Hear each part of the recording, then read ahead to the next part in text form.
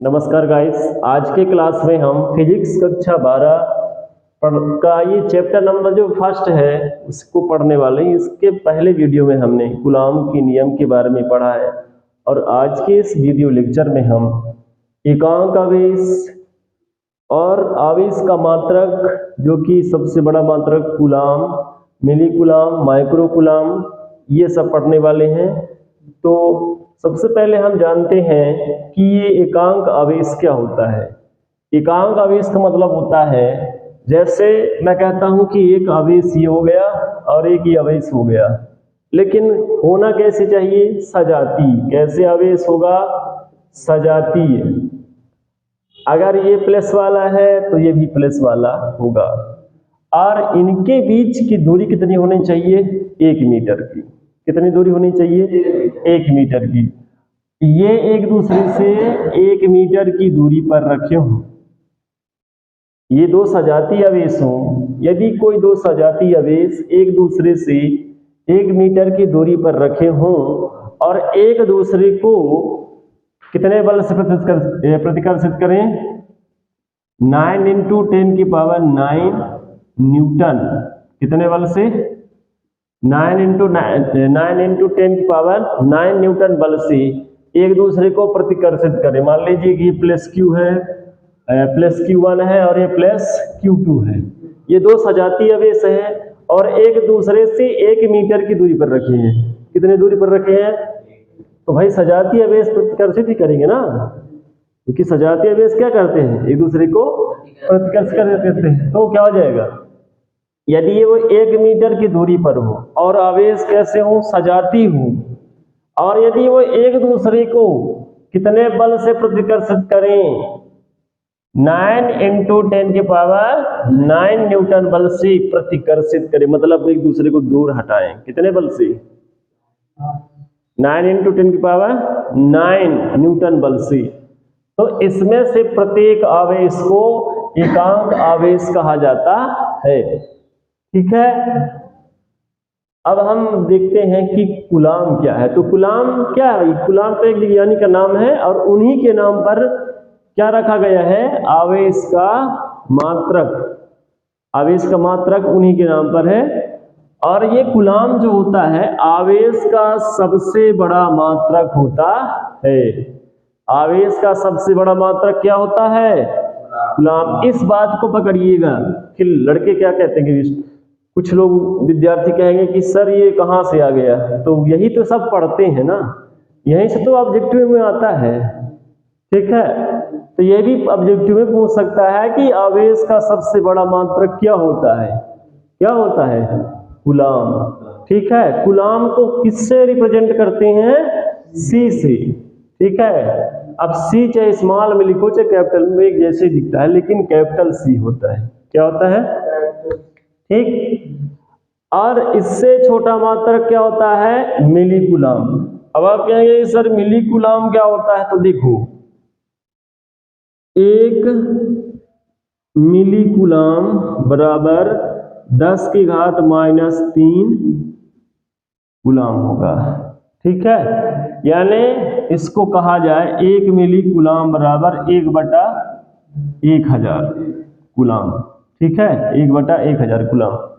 इतना मतलब ये छोटा है ना, माइनस आ रहा है। बड़ा होता तो यहाँ पे माइनस क्यों आता? इससे छोटा है ना, तो माइनस आ रहा है। ठीक है। और ये वाला होता है माइक्रो कूलॉम। कितना होता है? 1 माइक्रो कूलॉम बराबर 10⁻⁻6 कूलॉम। इससे भी छोटा है। अर्थात 1/इकाई 60 तो 3 हो गया, 4 5 6 कितनी हो जाएगी? 2.5 सैकड़ा, 1000, 10,000, लाख, 10 लाख, 10 लाख कूलॉम। ठीक है। तो अब हम क्या पढ़ने वाले हैं? परावैद्युतांक क्या होता है। देखो, परावैद्युतांक को विद्युतशीलता भी कहा जाता है। क्या कहा जाता है? विद्युतशीलता। लेकिन परावैद्युतांक होता क्या है? कुछ लोगों की समस्या यही है और सुनने में थोड़ा लगता है कि क्या चीज होता होगा, लेकिन यह सबसे आसान है। इसके पहले हमने कूलॉम का नियम निकाला था, उसमें क्या लिखा था? F = 1/4 4πε0 इंटू Q1 Q2 अपान R स्क्वायर। ठीक है, और ये जो होती है एप्सिलॉन 0, ये वायु या निर्वात की विद्युतशीलता होती है। वायु या निर्वात की, चाहे वायु माध्यम हो चाहे वायु बिल्कुल भी ना हो। और यदि माध्यम कुछ दूसरा हो, चेंज हो जाए, इसके अलावा वायु या निर्वात को छोड़ के, मान लीजिए माध्यम की विद्युतशीलता क्या हो जाए, एप्सिलॉन हो जाए। क्या हो जाए, एप्सिलॉन। एप्सिलॉन 0 तो वायु या निर्वात की हो गई, और ये क्या हो जाए, एप्सिलॉन हो जाए। बाकी आवेश वही रहे, आवेश वही रहे। अब सोचते हैं कि ये सब क्या चीज है, इसको हम F डैश ले लेते हैं। ठीक है, समझिएगा, समझना है पहले। ये मैं दो आवेश लिया हूं और इसको ये वैक्यूम ट्यूब में रख दिया, मतलब जहां हवा नहीं है। ठीक है, और ये एक दूसरे से, ये कांच के अंदर मैंने पैक कर दिया इसको। ठीक है, ये दो आवेश हो गए, इसको मैं कांच के अंदर पैक कर दिया, उसकी वायु निकाल दिया, निर्वात कर दिया, और ये एक दूसरे से कुछ दूरी पर रखे हैं, तो उसमें कुछ ना कुछ बल लगेगा, फोर्स लगेगा, और फोर्स लगेगा तो कूलाम का नियम उसमें लागू होगा। तो मान लीजिए कि कूलाम के नियम में ये वाली सूत्र बन गई, समझिएगा। अब मैंने क्या किया कि इस कांच में मैंने क्या भर दिया, पानी भर दिया। क्या भर दिया, आवेश हैं, पानी भर दिया, मतलब मैं माध्यम चेंज कर दिया, माध्यम को मैंने चेंज कर दिया।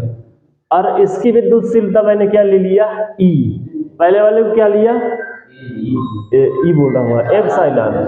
क्या ले लिया, एप्सिलॉन। अब इसको क्या लिया था, एप्सिलॉन। तो माध्यम क्या हो गया, चेंज हो गया, एप्सिलॉन ले लिया। अब इनका जो अनुपात होता है, इनका जो, उसी को बोलते हैं परावैद्युतांक। ठीक है, अर्थात अब देखो इसको मिटा दें, यानी जब माध्यम चेंज कर देते हैं, क्या कर देते हैं, तो देखो इनको जब हम इनका मान लेकर के रखेंगे ना, तो ये भी है इसमें, है कि नहीं है, तो ये कट जाएगी, ये और ये कट जाएगी नहीं, बटे में जब आएगा तो पहले इसको लिखेंगे, इसके मानों को। ठीक है, और इसको ये ना लिख के इसको क्या ले लेते हैं कि, तो ये हो जाती है इतना। ठीक है, कितना हो जाएगी, इतना हो जाएगी। ठीक, अगर हम इसमें निर्वात लें और इसमें क्या ले लें, इसमें क्या ले लें, निर्वात ले लें, और इसमें माध्यम में क्या ले लें, वाटर ले लें, तो ये ऐसे हो जाएगा। ठीक, बस समझ में आ गया। तो ये जो होता है इसको क्या बोलते हैं, परावैद्युतांक। ठीक, इसको परिभाषित कैसे करेंगे, यदि दो आवेश चाहे वो सजाती हो चाहे विजाती हो, कुछ दूरी पर रखे हो, तो कूलाम का नियम उसमें लागू होगा, तो उनके बीच जो लगने वाला बल होगा, अगर उनको, उन आवेशों को अन्य माध्यम में रख दिया जाए, तब उनके बीच जो लगने वाला बल होगा, और उन दोनों बलों का, दोनों स्थितियों में जो बल बढ़ेंगे, जो भी बल होंगे, उनका जो अनुपात होगा, उसी को परावैद्युतांक कहते हैं। दूसरी परिभाषा कि वायु या निर्वात या अन्य माध्यम में किन्हीं आवेशों के मध्य लगने वाले बलों का जो अनुपात होता है, ठीक है, वही क्या होता है, परावैद्युतांक होता है। और भी परिभाषा कि वायु या निर्वात की विद्युतशीलता तथा अन्य माध्यम की विद्युतशीलता का जो अनुपात होता है, वही परावैद्युतांक होता है। कई प्रकार से परिभाषित कर सकते हैं, एक बल के अनुपात से और एक इनकी विद्युतशीलता के अनुपात से। उसी तो ये फार्मूला भी याद रखना होगा। अब कुछ लोगों की शिकायत ये है कि कुछ विद्यार्थी कहते हैं कि इतना सब कैसे याद होगा। तो भाई जब शुरू से हर चीज पढ़ते जाओगे तो कैसे याद नहीं रहेगा। अब तुम प्रश्न पढ़ोगे तो कहां से बनेगा। एक तरफ से पूरा पढ़ो, पूरे कंसेप्ट को पढ़ो ध्यान से, हर चीज समझ में आने वाला है। जब कोई किताब, इतना बड़ा किताब बना दिया, इतने सब चीज खोज के बना दिया, तो हम इनको क्या सीख नहीं सकते हैं। कौन सी बड़ी बात है। जिन्होंने जब इनको खोज करके दे दिया है तो इनको सीखने में ऐसी बात नहीं है कि नहीं बनेगा। तो देखो इस सवाल को कहां से लगाएंगे, कूलाम बल ज्ञात करना है, अर्थात कूलाम का नियम लगेगा इसमें। ठीक है, सबसे पहले तो इस सवाल को पढ़िए। इस सवाल में क्या कहा है कि 3 माइक्रो कूलाम, इसको क्या पढ़ते हैं, माइक्रो कूलाम। माइक्रो जहां भी लिखा होगा म्यू सी समझ लेना माइक्रो कूलाम। ठीक, तो 3 माइक्रो कूलाम के 2 आवेश, मतलब कि दोनों आवेश 3 माइक्रो कूलाम के हैं। ठीक है, तो देखो कुछ लोग समझेंगे कि एक वाला को तो मान दे दिया है, फिर एक वाला कहां से निकलेगा। तो बताया है कि तीनों क्या है, दोनों क्या है, 3 कूलाम के हैं, तीनों माइक्रो कूलाम की, यानी दोनों आवेश 3 माइक्रो कूलाम के हैं। पहला वाला भी 3 माइक्रो कूलाम का है और दूसरा वाला भी 3 माइक्रो कूलाम का है। मतलब ऐसा है कि ये आवेश हो गया और यहाँ पे भी 3 माइक्रो कूलाम का है ये, और यहाँ पे भी 3 माइक्रो कूलाम का है। ठीक है, एक दूसरे से 0.15 मीटर पर रखे हैं। कितने दूरी पर रखे हैं, 0.15 मीटर पर रखे हैं। ये एक दूसरे से इतने दूरी पर रखे हुए हैं। ठीक, अब उनके बीच की लगने वाला बल ज्ञात कीजिए। तो आप सूत्र लगा दीजिए, बराबर क्या होता है, 1/4 pi epsilon 0 into Q1 Q2 अपान R स्क्वायर। Q1 का मान भी उतना ही है, Q2 का मान भी उतना ही है, लेकिन कूलाम में होते हैं ये, और ये किस में दिया है, माइक्रो कूलाम में। तो उसको किस में चेंज करना होगा, कूलाम में। तो Q1 Q2 का मान क्या होगा, यहां पे लिख देते हैं। ठीक है, यहां पे लिख देते हैं।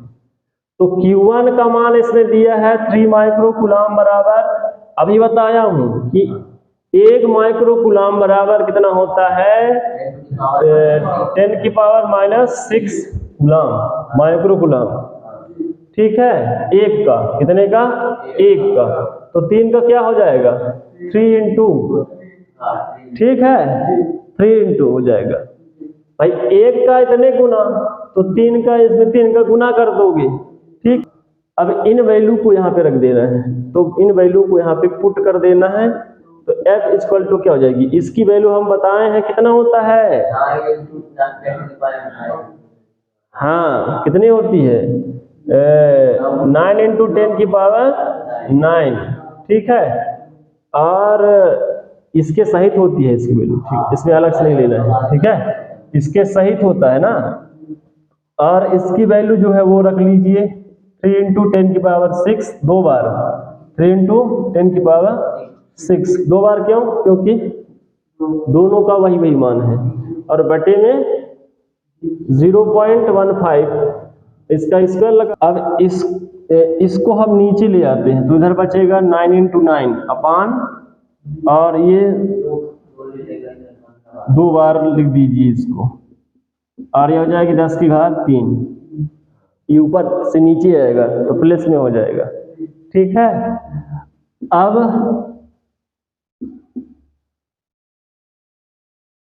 इसके पास कितने जीरो है, 3। ठीक, तो 2 इसको बाहर कर दिए तो ये 15 हो गया, और एक इसका हो गया तो ये 1.5 हो गया। ठीक, ये अब खत्म, इसकी कहानी नहीं समझे भाई, उसकी 0 इसमें गुणा होगा तो ये खत्म कर देगा। ठीक है, ये दशमलव के बाद है ना, तो जैसे गुणा होगा तो ये दशमलव से आजाद हो जाएगा, एक अंक किसका भी है बाहर आ जाएगा। ठीक, अब ये चाहे तो इसको क्या करो, 15 छक्का 90, 0.6 है ना, 15 छक्का 90 और 15 चौके 60 और 9 चौके 36। नहीं समझे, 15 छक्के 90, तो भाग नहीं जा रहा है तो 0 लेंगे, तो 0 लिए हैं, इसको 90 बनाएंगे, 15 छक्का 90 तो 0.6 आएगा, और यहाँ पे 15 चौके 60, तो हमने 60 तो ये है नहीं, तो इसलिए तो 0 लिया है, नहीं तो यहाँ पे 4 न लेती, तो इसको 60 बनाएंगे, दशमलव लगा के ले रहे हैं ना, भाग पूछे लब्धे सुन, तो यहाँ पे क्या हो जाएगा 0.0, फिर भाग देंगे तो 15 चौके 60, अब 9 चौके 36, तो ये 0.4 से 9 का गुणा होगा, तो 9 चौके 36, तो 6 इधर रहेगा, दशमलव के बाद 1 अंक है, और इधर 3 है तो 9 चौके 36, तो कुछ 0 है तो 3 आ जाएगा, सीधी सी बात। क्या जोड़ेंगे, 0 में 3 जोड़ेंगे तो 3 आ जाएगा, इसलिए क्या हो जाएगा 3.6 न्यूटन। ठीक, तो सूत्र लगाना है ये वाला। सूत्र क्या होती है, एप्सिलॉन बराबर के इंटू एप्सिलॉन 0। तो एप्सिलॉन बराबर क्या हो जाएगा, के की वैल्यू है 80 और एप्सिलॉन 0 की वैल्यू इतनी होती है 8.854 इंटू 10 की पावर 12। अब इसको आप सॉल्व कर लीजिएगा, क्या हो जाएगा इसका, ये 10 है, वो 12 है, तो क्या हो जाएगा, एक इसमें गुणा हो जाएगा तो उससे 11 हो जाएगा, तो ये हो जाएगा 8 इंटू 8.854 इंटू 10 की पावर -11। ठीक ना, इसका एक 10 जो होगा, ये जो 80 है ये क्या है, 8 इंटू 10 है, 8 इंटू 10, तो इसकी गुणा इससे कर देंगे, तो इसकी जो एक माइनस है, जैसे कि -12 था तो -11 हो जाएगा, उसमें जब जुड़ेगा तो एक तो कम हो जाएगा, क्या है इसकी यूनिट है। ठीक, अब आप लोग इसमें परेशान न होना कि इसको इसके साथ गुणा कर ही दिया जाए, नहीं करोगे तो भी सही है, और इसको और भी कम किया जा सकता है मेरे भाई। ठीक है, क्या कर देंगे, यहाँ पे 10 आ गया, एक तो 10 और आ गया, तो इसको ऐसे भी तो कर सकते हैं। ठीक है, यहाँ पे ठीक है, coulomb square newton metre square प्रति न्यूटन मीटर स्क्वायर। ठीक, आप पढ़ चुके हैं, कूलाम के नियम से सब परिचित हो चुके हैं, लेकिन कोई भी नियम होगा वो सभी नियमों का क्या नहीं कर सकता है, सभी नियमों का पूर्ति नहीं कर सकता है, क्योंकि कोई भी नियम होगा तो एक उसकी सीमा होती है, कुछ लिमिट्स होती है। ठीक उसी प्रकार से जो कूलाम का नियम है उसकी भी कुछ लिमिटेड है। क्या लिमिटेड है कि ये सिर्फ बिंदु आवेश पर ही लागू होता है, सिर्फ और सिर्फ किस पर लागू होगा, बिंदु आवेश पर। दूसरा, ये सिर्फ स्थिर आवेश पर ही लागू होता है। ठीक है, अगर आवेश चलायमान हो अर्थात इधर से उधर जा सके, ठीक है, तो उस पर लागू नहीं होगा। तीसरी विशेषता इसकी जो कमी है कि ये 10 की घात -15 मीटर से कम दूरी पर लागू नहीं होता। सो गाइस, आज के इस वीडियो लेक्चर में बस इतना ही, मिलते हैं नेक्स्ट वीडियो लेक्चर में, तब तक के लिए नमस्कार, बाय बाय, टेक केयर।